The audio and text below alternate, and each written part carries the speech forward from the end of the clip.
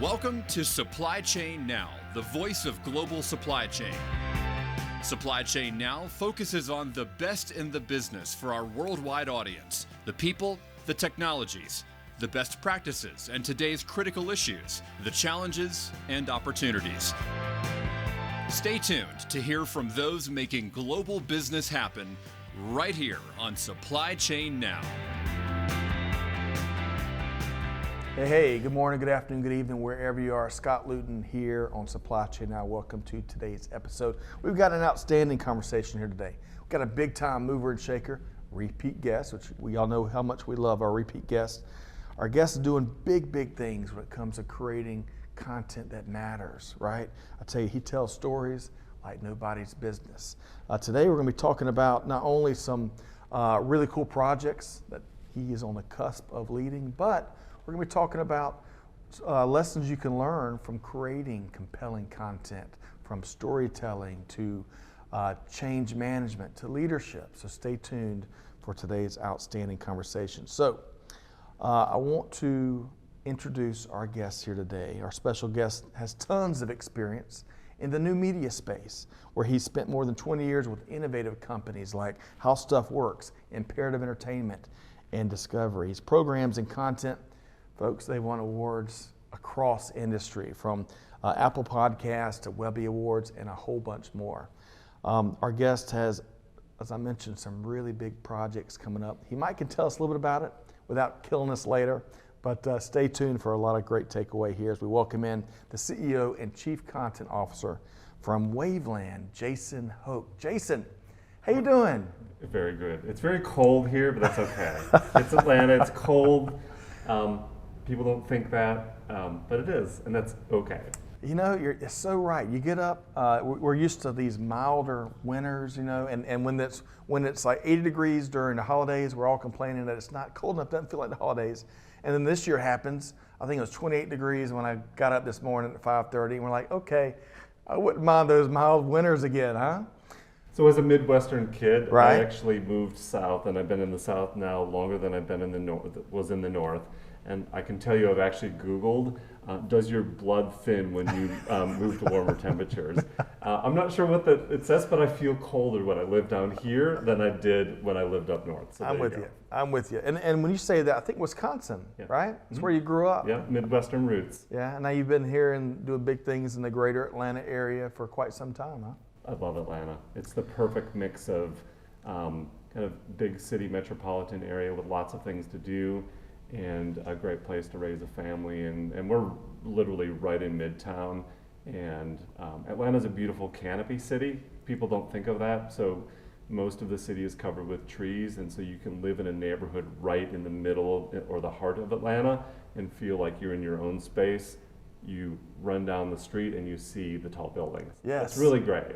Well, you know, so let's talk about that a little more, because when you say run down the street, a lot of folks maybe not be talking about that literally. You're talking about it literally, though, because you woke up this morning and did 4.5 miles, right? Yeah. And that's become a religion for you. Tell us about jogging and why it's important. Yeah, it's a thing for me. I think it started about 7 or 8 years ago.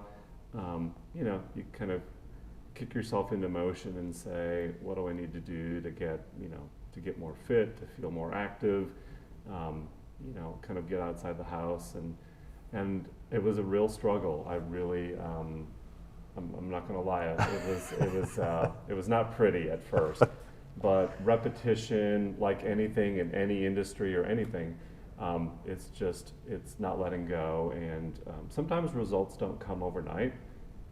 It actually can take years, just like anything, and I just kept doing it, and what I actually found was some pounds started to come off. Yes. I started to feel better. Shockingly, my doctor says, you know, how would you feel if you were running with two 15-pound weights in your hands? Like, think about, like, it's so obvious, but think about that. Wow. And so when you don't have those weights, you run faster. And you feel so much better. You feel better, you sleep better. But something else happened, which is, it ended up kind of being my office hours, if you will. And it ended up being that thing where I was able to sort through things in my head. I was able to overcome anxieties or fears about things. I work on a ton of podcasts and documentaries and kind of Yeah, we're gonna dive into all that. But I actually listen to early versions of these series in my earbuds while I'm running. I'm listening to other things to inspire creativity, and I'm kind of working stuff out in my head. It's the best way I can explain this kind of early office hour. It's my space, it's my time, and often I say to run is to be alone, but it doesn't mean you're lonely. And I think the same thing applies to being CEO of a company. It's a very much of a feeling of being alone, but not necessarily lonely if you don't let it take you over. You're in your own space. Right. And so that was that was a little bit difficult for me at first, but now I fully embrace it. And if I don't run, I'm miserable. I really am. Like, it is a thing that I savor every single morning. And I think it also, it did something to me. It's part of the grind, right? So I never want running to define me as a person. Okay. But I think the ethic of getting up every morning and doing something and starting your day can be very difficult to be motivated. Oh, no doubt, yeah. To like. It takes a discipline. It takes a discipline, and I'm proud of that discipline. And it's actually taught me a lot about how to do everything else I do during the day or during the week or during the month or whatever. Secondly, the kind of other enlightening thing with running is because I'm on the road working on so many productions and traveling all over the place. You know, sometimes when we visit places, we're in an Uber or we're staying in a hotel or Airbnb, and we don't really get to see the place that we're visiting. Right. Right. You fly over New York City, you're in a cab, you're just point A to point B. But what running is, it's obvious, but until you actually stop and do this, you see things that you don't normally see. And it's so great. And being in so many different states, from Hawaii to Florida, Massachusetts, New York, running through Central Park is just amazing. Right. And you just see people and places and things completely different. And it is inspiring. And it's actually triggered some new creative ideas along the way. I believe it. You know, I think it's just, you got to get out there. You've got to, you know, sometimes it's just a pair of shoes and a pair of shorts, and that's all you need. You know, you just go for it. Yeah, it's not only healthy getting out there, as you're describing it, but it's healthy from a creative, inspiring mindset as well. It kind of nurtures both sides of the coin, so to speak, right?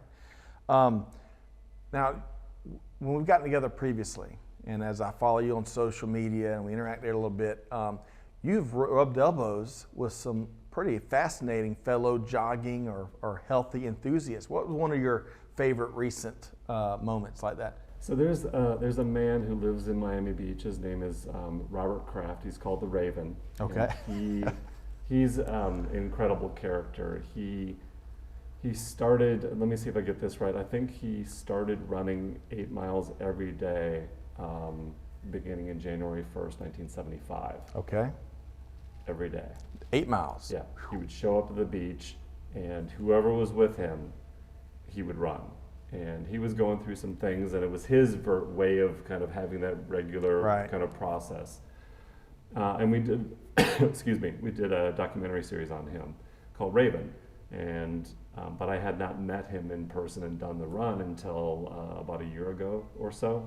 My family it was actually over the Christmas holiday last year, right, when we were in Miami, and I said, I gotta see Raven.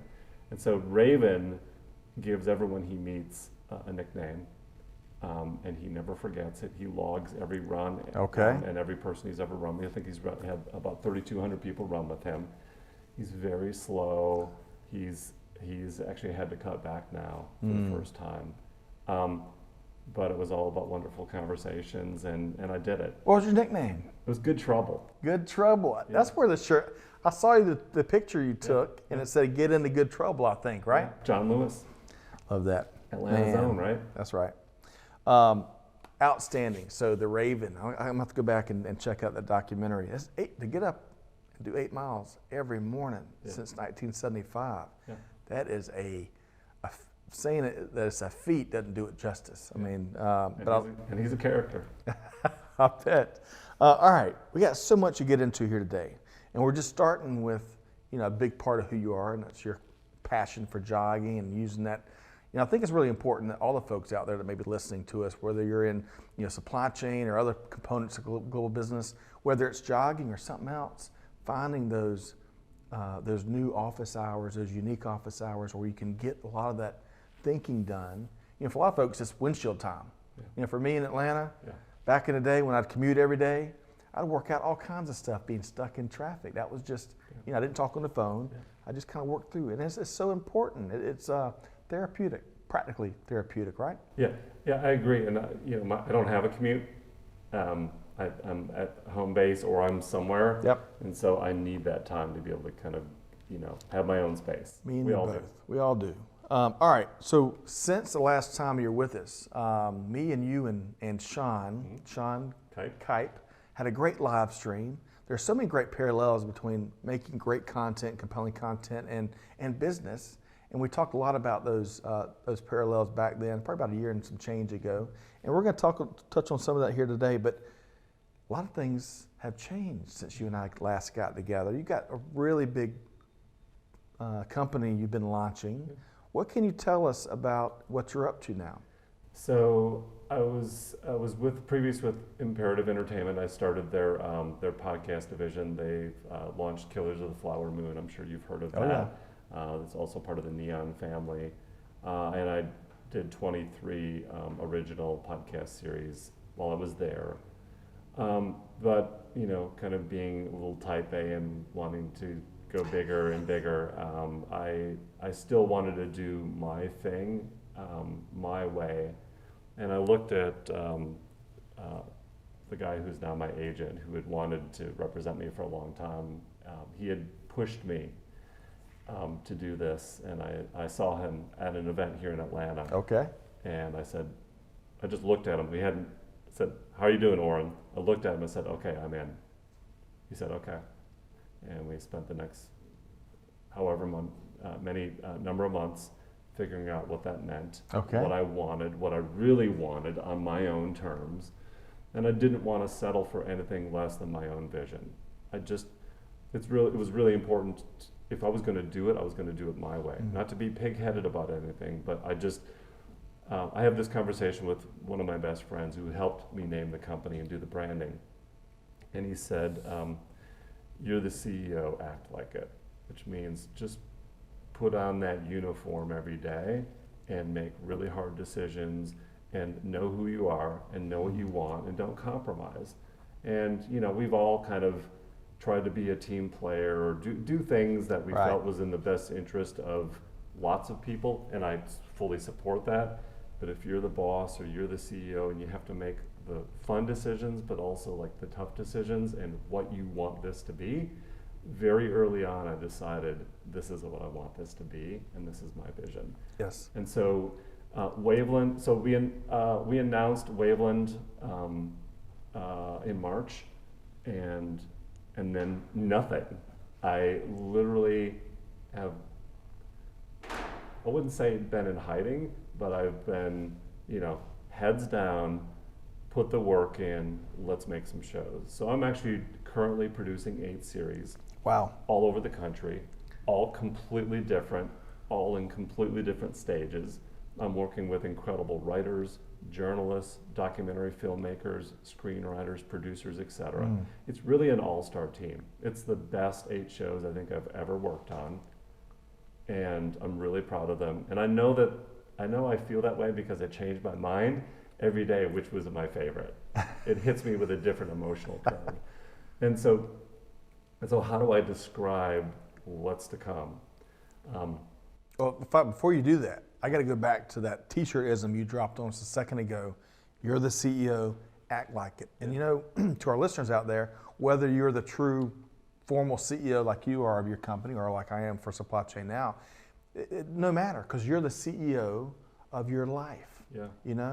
And only you can control and not compromise on what you want to do in this life. Yeah. And so that was, thank you for sharing that T-shirt-ism. I might owe you some commissions or something later. But that's such an important moment. It seems like in your journey too. And I work with people that I really like. I've worked, a lot of the people I'm working with now I've worked with previously. I have really close relationships with them.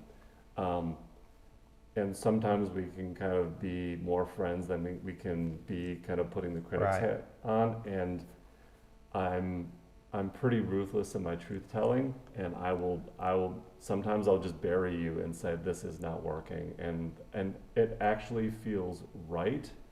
It can feel more uncomfortable in your head when you're thinking about it and being nervous, having whatever with someone that you know and appreciate and respect. But I think they respect the fact that you are taking a leadership position and that you are saying this is what I want this to be, and we need to find a way to do it. And so whether we're setting up for a remote interview, or it's looking at scripts, or it's kind of having a battle plan, they know where I stand. But let me say this, when I say 8 shows, each of these 8 shows are different, not only in terms of the genre or the tone or the story, but one of the things I do while taking a leadership position is not being a micromanager. Right. I want each of the voices of the creators to come through. So their voice, the script, the writing, the interview style, the music that comes in. I actually really want each of these shows to sound or be reflective of the personality, really of the creative team. Right. And so that's what an all-star team is. I think sometimes we suffer from sameness, and because when we start to get into this sameness domain, none of it's memorable. And so by allowing a lot more of that creativity and a lot of that freedom to do your thing, right? I just and then really delivering something that people it's gonna stick with them. That's a little bit of the magic. I love that, and I love this this description of this. We get trapped in the sameness. I'll tell you exactly where the analogy in my brain went to. So I love a good sub sandwich. Bear with me here. Bear with me.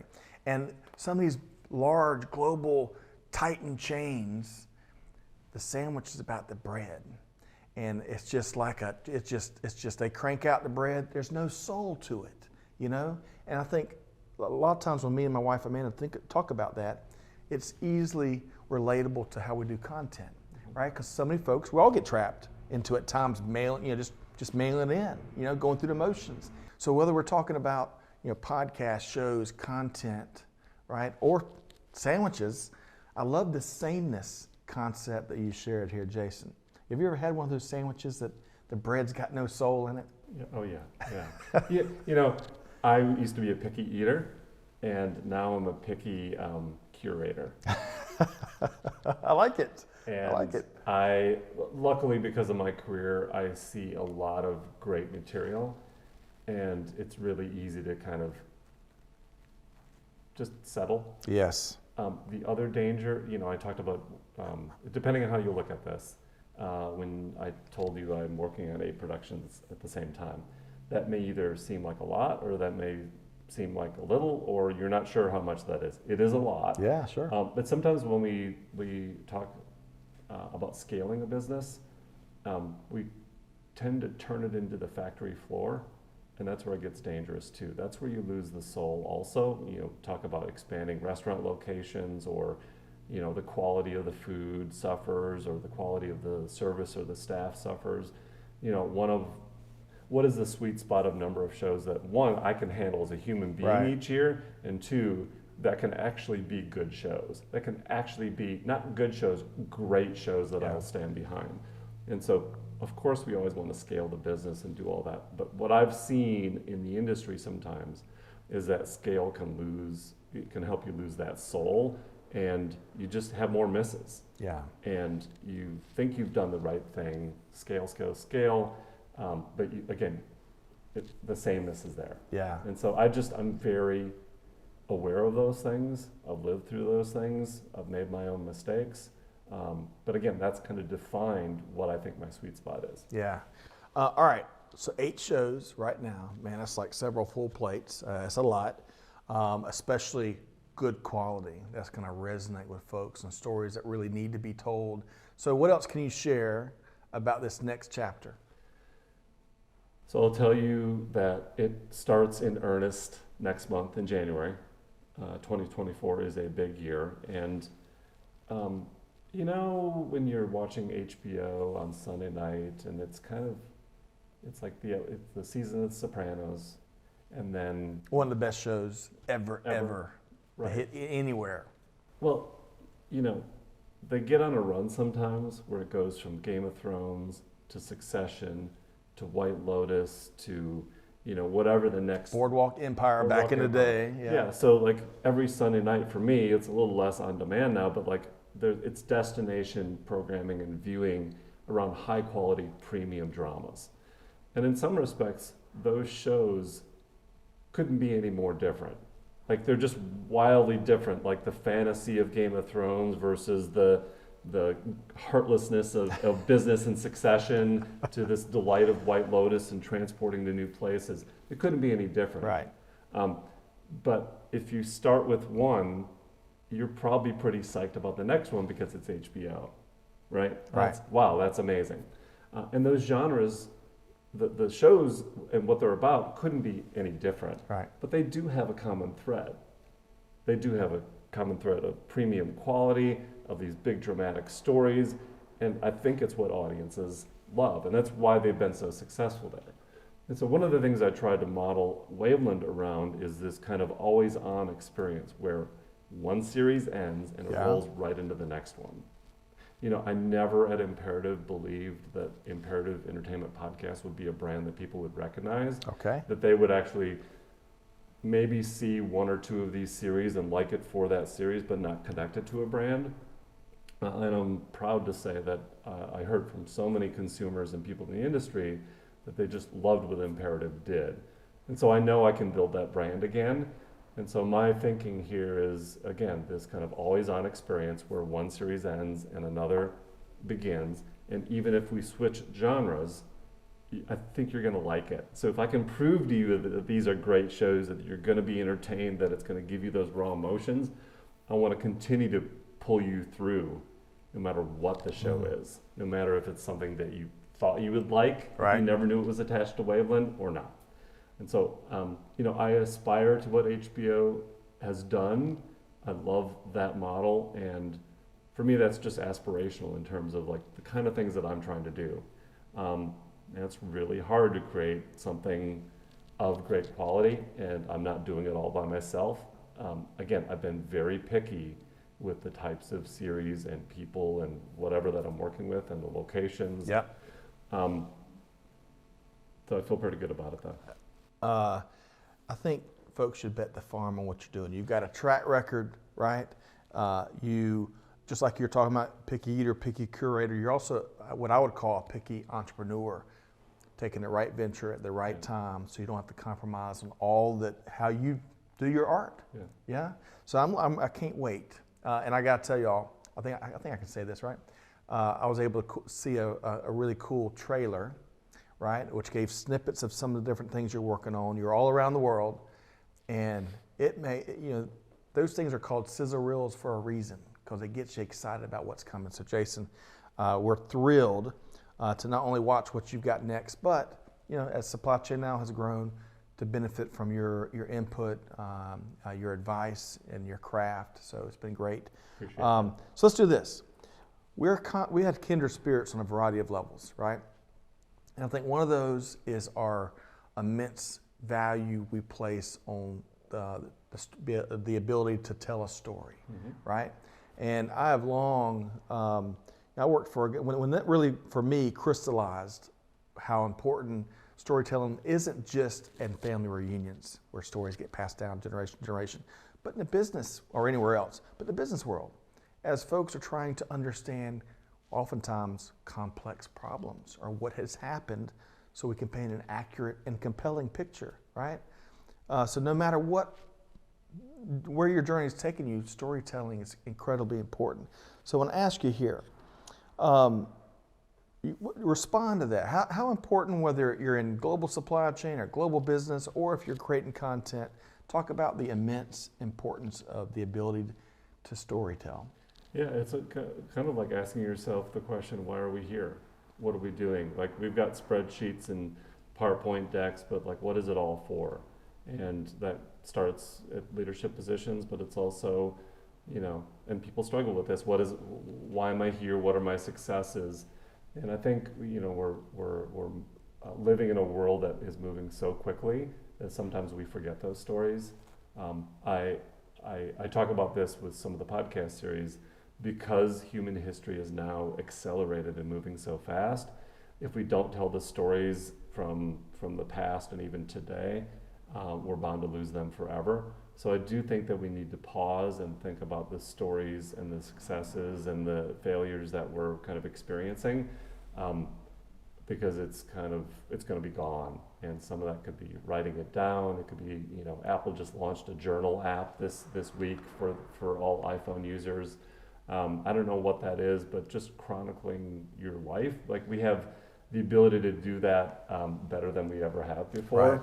Right. And I think that applies to business too. Like, what are we doing here?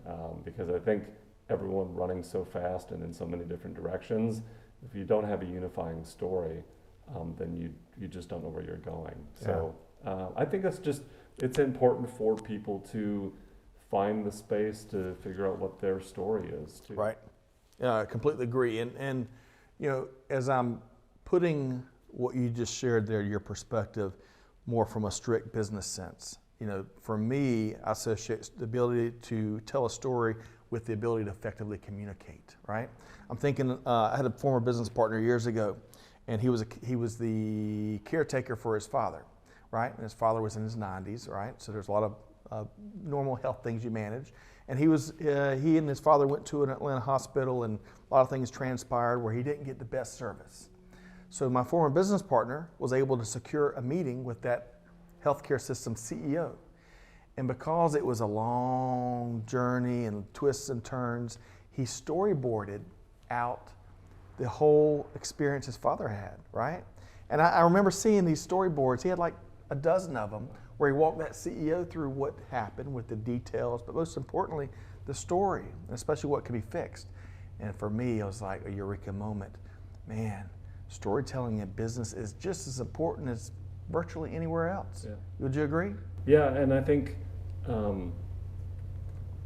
don't know, I just think we all suffer from some level of fear and anxiety of being left behind, of not being part of a team. And as strange as this sounds, again, usually my favorite moments come from after someone says, as strange as this sounds. Again, going back to you're the CEO, act like it. Right. The ability to embrace uncomfortable conversations has been transformative for me. And I mean that both in terms of business relationships and just having honest conversations and having a point of view and also kind of empathizing with the other side. This is not just all on one side and the other side believes something different and they're wrong.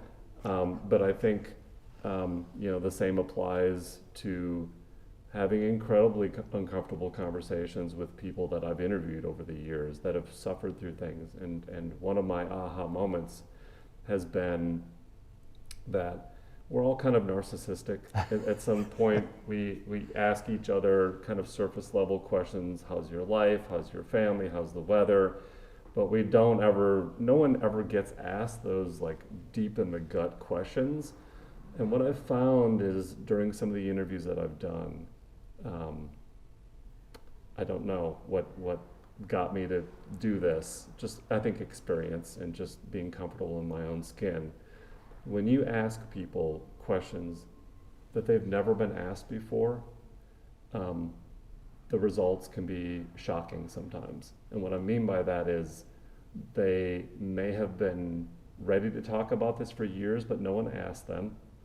Or no one asked them, and at that moment, it was a freeing mechanism for them to tell their truth. And their life has changed. This just happened to me in Hawaii. It just happened, and it changed this man's life when I shared some things that I knew about a circumstance around him. and it was waterworks Yeah. instantly. Like, and his wife wife was with, and she said, "Oh my God, I've never seen you like this." And it took an uncomfortable question, meeting, whatever, to pull it out of him, because no one ever asked, no one ever paid attention to him, no one ever gave him that respect. And so sometimes it's important to be brave as the interviewer to ask those questions, but also in business to be able to kind of have real conversations. Like, Right. you have strategies, planning sessions, but if you aren't having real conversations about it, you know how you have those sessions and everyone feels great that day, and Right. then everyone goes home and forgets everything? Sure. Unless you've actually been real, that's why it's not really sticking. I love that. And we love our planning conversations in global supply chain every hour of the day. But that's so important, because one of your greater points you're making there is, rather than the typical customary pleasantries that have almost kind of like been baked into your brain to engage in, how you doing, good to see you, how was your morning, blah, blah, blah. And those are just mailed in interactions. But to your point, leaning into the real meaningful questions, and where they've got your attention, you're asking questions, to your point, that haven't been asked before. Man, the release you can get sometimes, and the stories you can get to, it's why we're here, It is, and it takes work. Yeah. You've got to put in the work. You can't just show up. I think there's, again, not to be too whatever about things, but go deep. Yeah, that's right. Okay, so on a related note, especially to your earlier part of that response, you were sharing some things that made me think of change, and more change, right? And of course, a lot of folks may associate just the state of business right now and change, because it's coming faster than ever before, I would argue. But of course, there's been a greater emphasis on project management to help digest the rapidly growing change. And so I can think of few better people to ask, who you've got 8 different things going on, really big things, all these teams, stories across the globe, right? So what advice, what thoughts would you give our audience when it comes to managing projects, again, in content world or in supply chain or elsewhere, and how to digest all this change? Boy, that's a great question. I think I've got this weirdly photographic memory, and I can shift gears from one project to another. When I say 8 projects, they're all in different phases, and that allows me to do some of this. So that's good. I also lean on some other production companies to help me out, so I'm not carrying the whole burden. But I think it is a combination of long-term planning and short-term thinking. So what am I trying to hit on a monthly or yearly basis, and how do I juggle that? How close is that coming, and what do I need to do with the short term of what does a day look like? How am I going to do this? I actually like to work in short bursts and then move on. And so it's crazy. I'll be writing a script one day, I'll be story editing, I'll be negotiating contracts, I'll be actually doing audio edits, I'll do interview prep. It actually paces the day really well. And people say to me, their natural reaction is, you must work 20 hours a day. Not true. I'm done before 5, I keep my phone on, I'm kind of always curious. I go to bed at 9 or 9:30 every morning. I run in it's just, I think it's how you compartmentalize these things and not get too sunk by any one project. That's how it works for me. Maybe I'm just a strange beast, but I think the other thing for me is accepting the fact that it's okay to be creatively messy sometimes. Okay. And I don't like to work in a lot of spreadsheets, and I don't like to work in a lot of structure on a lot of creative stuff. I need the space to kind of screw things up, to cross things out, to try those things over and over. So for me, if I'm too structured, then I'm doing it wrong.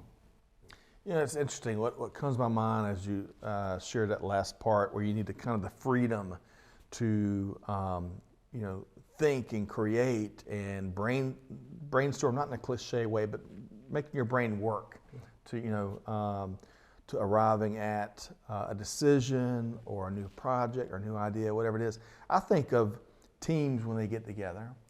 I don't know if you ever worked for an organization that might not give their teams enough chance, whether, no matter what part of business, to really have that same space with each other, to ideate, right? And I think one of the greatest disadvantages that comes with that type of culture is we can stick to what's always worked, we can stick to whatever ideas or solutions we've used, and we don't recognize oftentimes that these are new challenges that oftentimes requires new ways of fixing them or addressing them, right?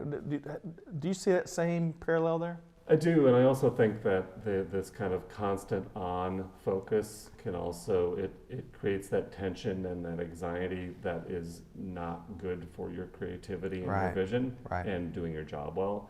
And so actually having this, like I have traveled a lot, and one of my rules is I'm not going to work on the plane.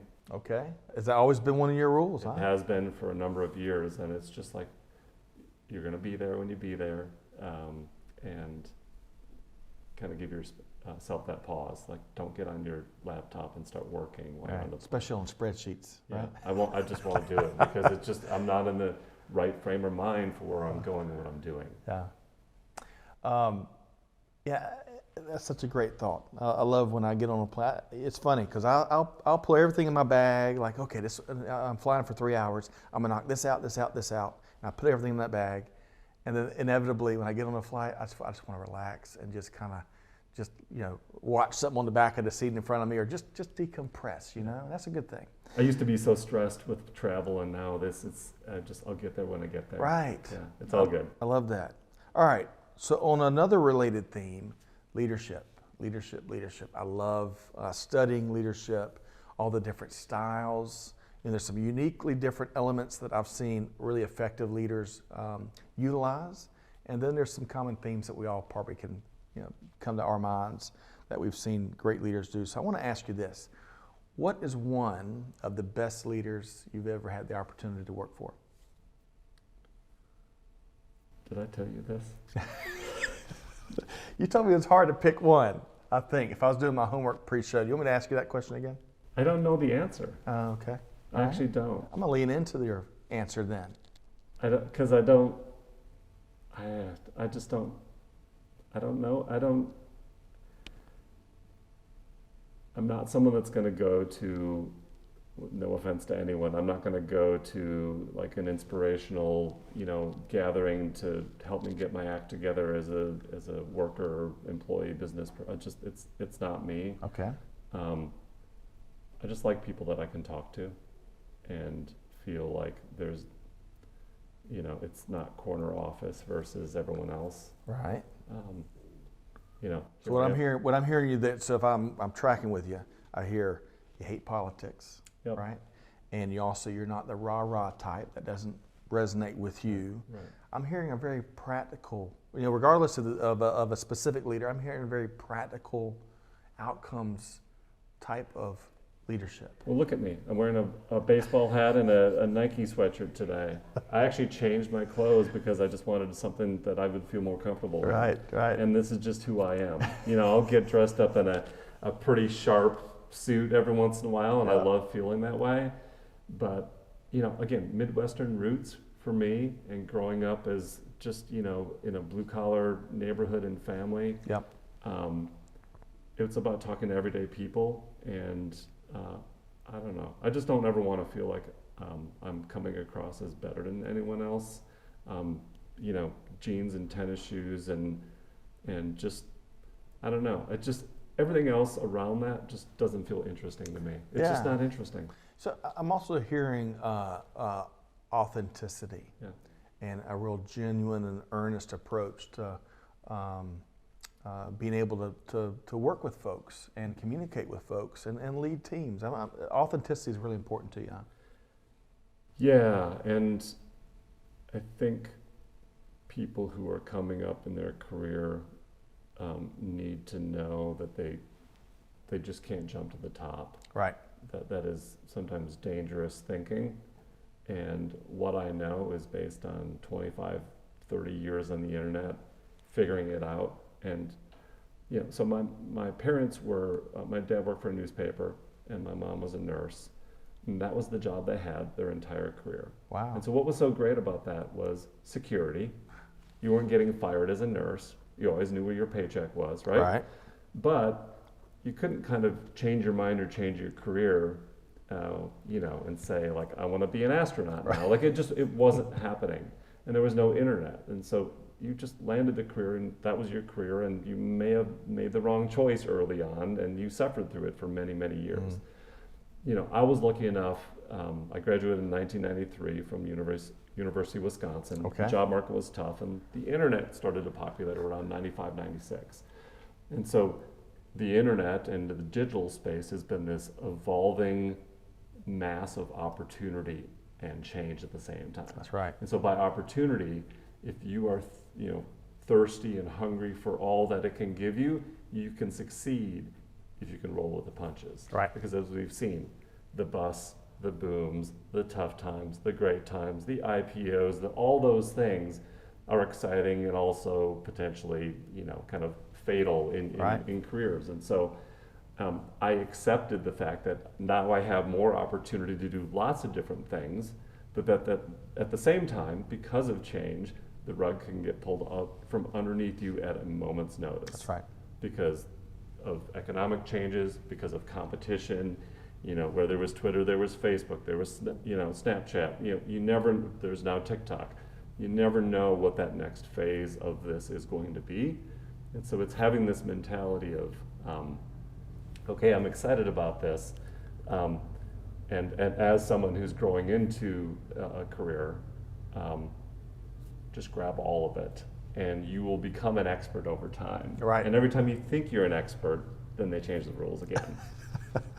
It's a double-edged sword, really. All these opportunities, but all the risk that it comes with. But how exciting is that? Oh, I was almost a lawyer. Yeah. Almost a lawyer. And Okay. I was like, the thing that said no to me was, what if I don't like being a lawyer 20 years from now? And I'm glad I made that decision. I am too. So Jason, thank you for leaning into these topics that are universal, regardless of what sector of the world and global business space you are, leadership, and project management, or change management in particular, storytelling. Man, we could be here for hours, I think, picking your brain on how to really do that and do it effectively and do it in a way that matters. But I want to ask you this. Bold predictions. Did you happen to bring your crystal ball here today? A little bit. Okay.